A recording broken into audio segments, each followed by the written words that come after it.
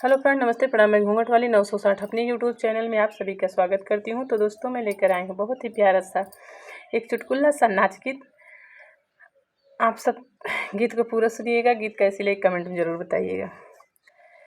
ये झुलनी बड़ी लहरेदार हो, निकला गई झुलनिया। ये झुलनी बड़ी लहरेदार हो, निकला गई झुलनिया। यही रे झुलनिया पे 3 जने राजी, यही रे झुलनिया पे 3 जने राजी। पुलिस दरोगा थानेदार हो, निकला गई झुलनिया। पुलिस दरोगा थानेदार हो, निकला गई झुलनिया।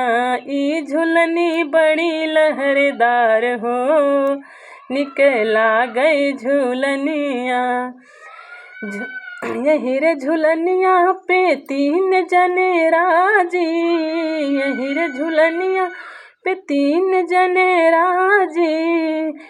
अरे बनिया हेलुआई सोनार हो, निकला गई झुलनिया। बनिया हेलुआई सोनार हो, निकला गई झुलनिया।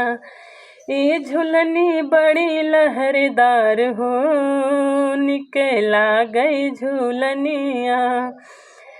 यही रे झुलनिया पे 3 जने राजी, यही रे झुलनिया पे 3 जने राजी। अरे देवर बलम ननदोई हो, निकला गई झुलनिया।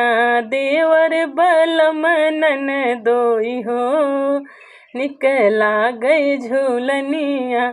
ये झुलनी बड़ी लहरेदार हो, निकला गई झुलनिया। तो दोस्तों, था मेरा प्यारा सा एक चुटकुला नाच गीत। आप सबको गीत कैसी लगी कमेंट में ज़रूर बताइएगा। दोस्तों, आप सबसे हाथ जोड़कर रिक्वेस्ट है, मेरे चैनल को आगे बढ़ाइएगा। फिर मिलूँ कोई अगली नई वीडियो में अच्छी गीत के साथ। तब तक के लिए नमस्ते, प्रणाम।